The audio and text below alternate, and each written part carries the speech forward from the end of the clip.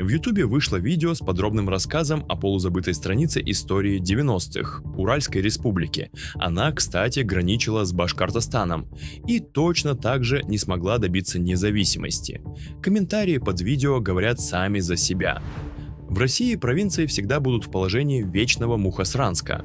Если эти регионы отвалятся, на что Москва жить станет? Урал будет свободным. Нравится, не нравится. Империя развалится.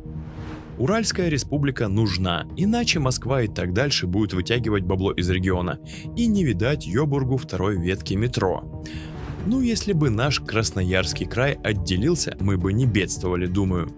Я из Башкортостана. Не понимаю, почему у областей должны быть такие же права, как и у республик. В конце концов, у русских есть Россия, а у нас только свои республики. И если уж на то пошло, то лучше нам вообще быть независимым государством. Мы вообще к русским не имеем никакого отношения, а значит и к России тоже.